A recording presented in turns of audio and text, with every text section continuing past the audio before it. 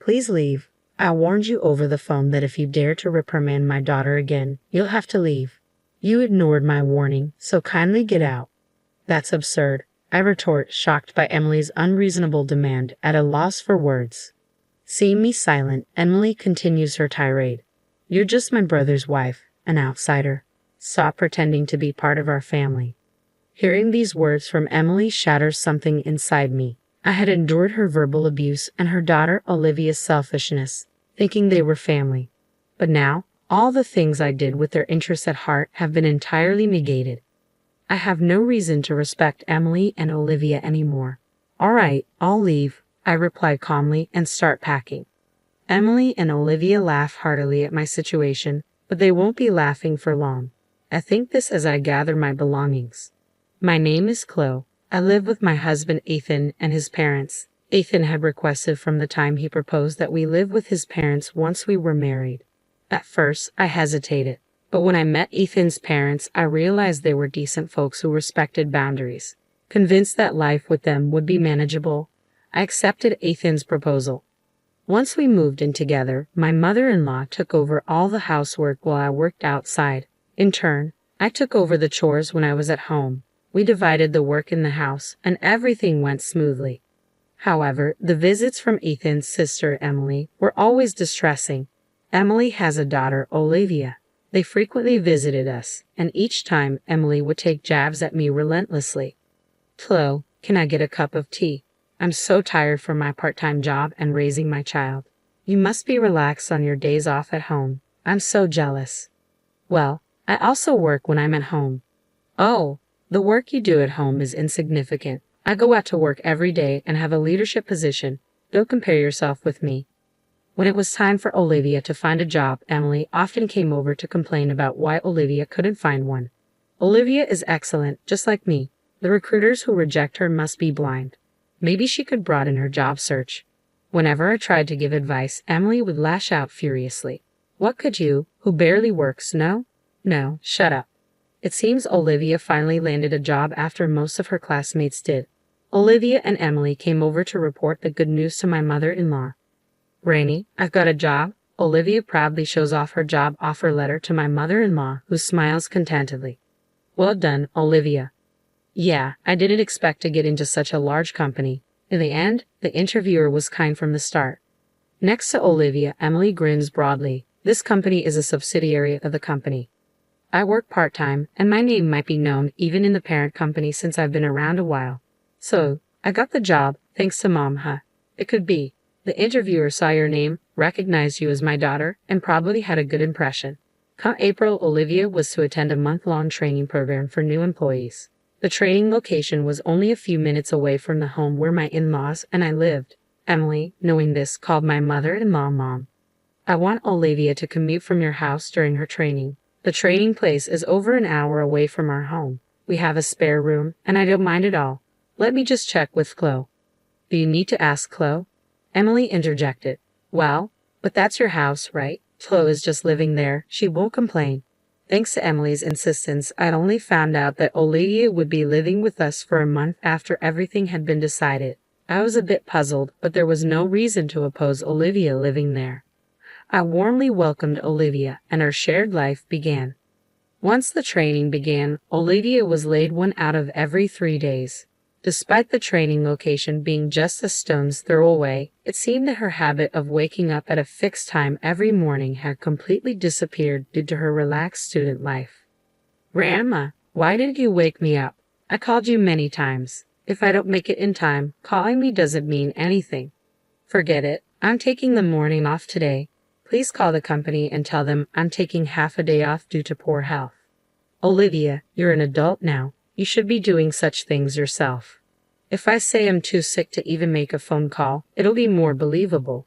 Just do as I say. Taking advantage of my mother-in-law's soft spot for her granddaughter, Olivia had become completely spoiled. Even when she came home from training, Olivia wouldn't do anything for herself. Grandma, I'm tired. Is dinner ready? Welcome back, Olivia. I'm about to make it. What? You're just starting now. Why didn't you have it ready by the time I got home? When I got home, tired and hungry, I wanted to eat right away. You're so thoughtless, I muttered. addressing my mother-in-law. I'm sorry, I'll have it ready soon, she responded. Seeing my mother-in-law being pushed around by Olivia, who was probably tired from her first job, I couldn't stand it any longer, and I spoke up. Listen, Olivia, having a warm meal waiting for you when you come home isn't something to be taken for granted. Why don't you show some appreciation to Grandma? Why do I have to listen to you, Chloe? You're not even family. Stay out of it, Olivia retorted. Not family? I married Ethan, so I am part of your family, Olivia, I replied. Mom said Chloe is my brother's wife, so she's an outsider, Olivia countered. Then let me tell you, as a senior member of the workforce, Olivia, that you should take more responsibility for yourself. Waking up on time to avoid being late is a basic rule of being an adult, a senior in the workforce, I said firmly. You're not even going to work every day.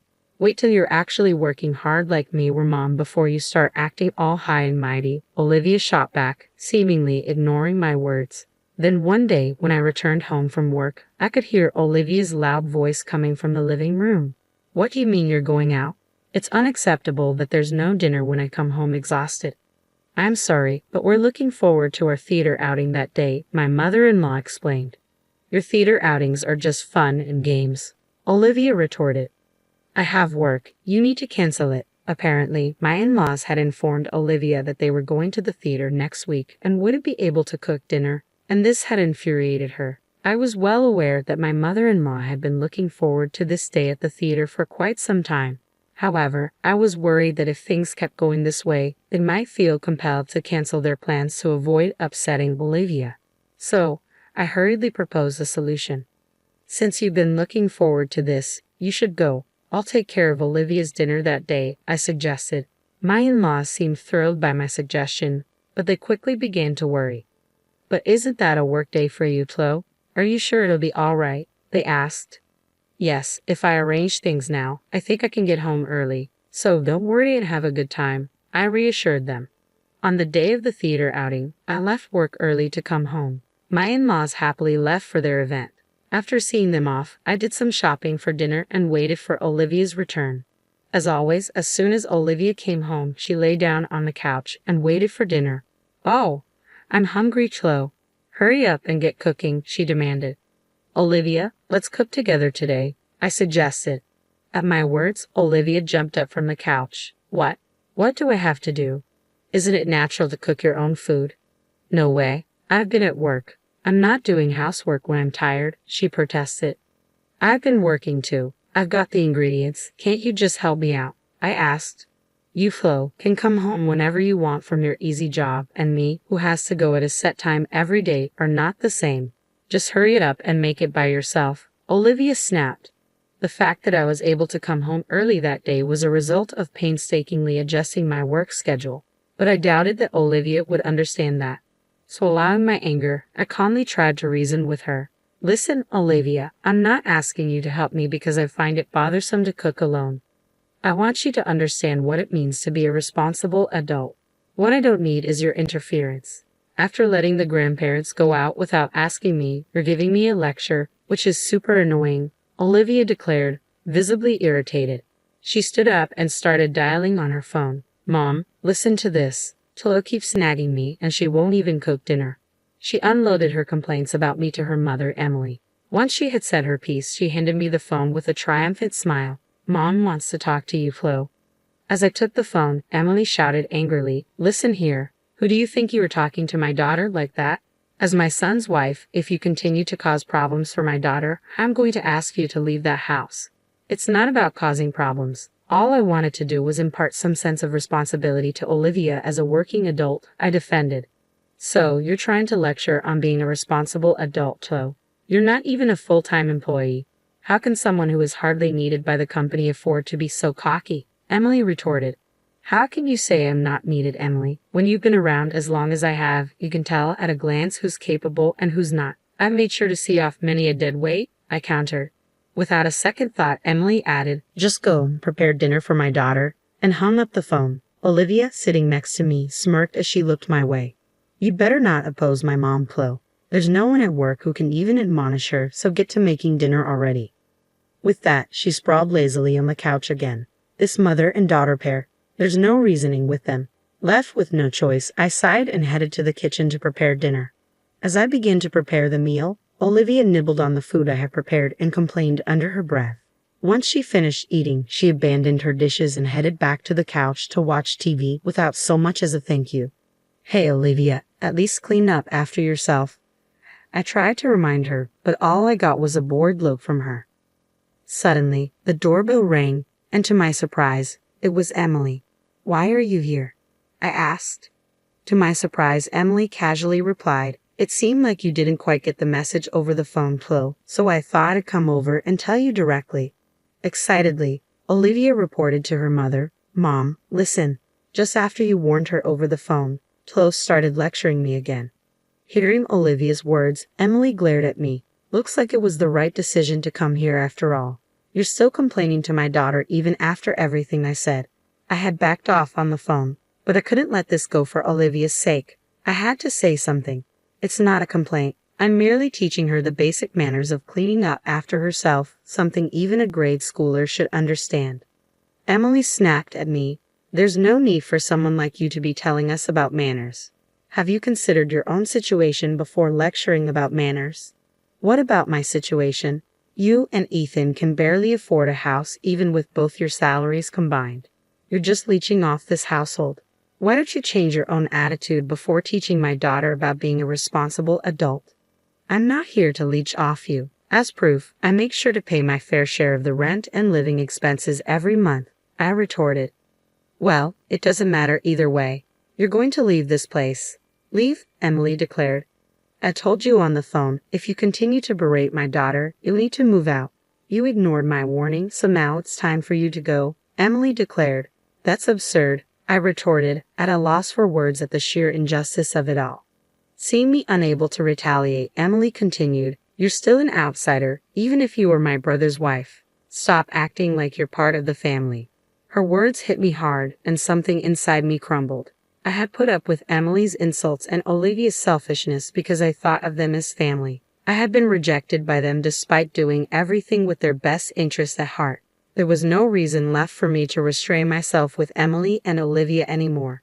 All right, I'll leave, I said quietly, beginning to pack my things. At the sight of me, Emily and Olivia started to crack up. Ignoring their laughter, I continued to pack.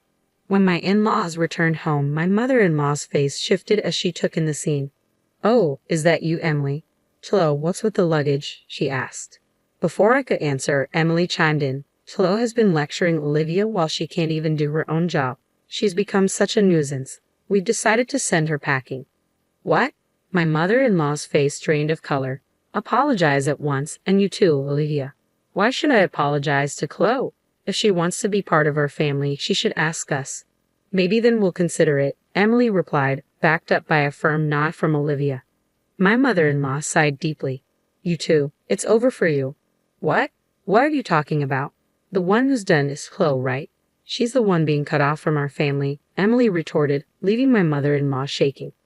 Do you even realize who made it possible for Olivia to get her job?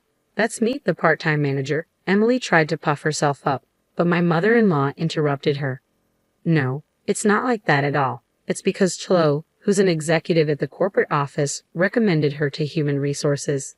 Well, that's a lie. Chloe barely does anything. She's home half the week, Emily countered. Facing the confrontational Emily, I revealed the truth. I often attend executive meetings online, so I work from home. Then did Chloe really get Olivia her job? My mother-in-law asked. I really wanted Olivia to find a job on her own, but she begged me for help. Why didn't you say anything? Emily turned pale, realizing the truth. I wanted Olivia to start at the same place as everyone else, to work without any advantages. It was better for her not to know that I was an executive at her company, I explained. So, did Mom and Dad know this from the beginning? Olivia asked. I had asked your parents to keep my position a secret. Emily, since you always assumed I was incompetent, you never showed interest in my work, so there was no need to tell you. So, you're telling me I've been disrespecting an executive at my own company this whole time? Olivia went pale. That's right, thanks to my concealed identity. I got to learn a lot about how new employees like to fake illness and such, Olivia pleaded desperately. Please don't tell anyone about this, she added, desperation evident in her voice. Coldly, I replied, I thought I'd let it slide because it's a family matter. But it seems I'm not considered family to you too, so I can't stay quiet if it's something that will harm the company. But I will be assigned after the training. Exactly, Olivia. You're lacking awareness as a working professional. Moreover, you're not willing to accept others' opinions. We can't let you interact with customers with this attitude, I continued. In her panic, Emily clung to me. I'll take back what I've said. Olivia is Chloe's adorable niece. Don't report anything that would harm her situation, Emily, she pleaded. Don't you think you should worry about your own role? What about your part-time team's high turnover rate? It has been repeatedly brought up in the parent company's meetings. If it comes to light that you, as the manager, are forcing part-time employees to quit, it's going to be a big problem, I pointed out. Emily's face tightened as she remembered her own words. Wait, that's a misunderstanding. I was just guiding the unproductive part-timers, and then they quit on their own. I'm not responsible for this, she protested. Well, that can be investigated. We have a meeting next week with your company's board members. We'll report this and have it thoroughly examined, I informed her. No way. My hard-earned managerial position, Emily trailed off. Afterward, I decided not to leave the house after being persuaded by my mother-in-law, but I did report Olivia and Emily to the company. Olivia ended up attending a training center in the mountains for retraining for 6 months, while her peers were assigned positions one after another. It seems she was thoroughly drilled on the basics of being a professional, I recounted. Emily's workplace underwent an audit at my direction with complaints from other employees and testimonies from those she had forced to resign. It was found that Emily was using her position of authority to cause a lot of stress to those around her. As a result, Emily was fired, I continued. Emily seems to have started a new job to cover her living expenses. However, since she's only ever worked at one place before, she's having a hard time getting the hang of her new job. Despite this, she still acts high and mighty and seems to be on the verge of getting fired from her new job as well, I added. At this rate, her life will likely continue to be difficult. On the other hand, I continue to live peacefully, sharing household chores with my in-laws as usual. This incident seemed to have taken quite a toll on my mother-in-law, I reflected. Chloe, I'm sorry because I've spoiled Olivia and Emily. I made you go through such unpleasant experiences, my mother-in-law apologized. No, it's fine. I was happy that you stood up for me, I reassured her. Having had a good talk with my in-laws, I feel their bond is even stronger than before. Even though my sister-in-law turned out to be a challenge, I look forward to continuing to live with my mother-in-law, maintaining our good relationship, I concluded.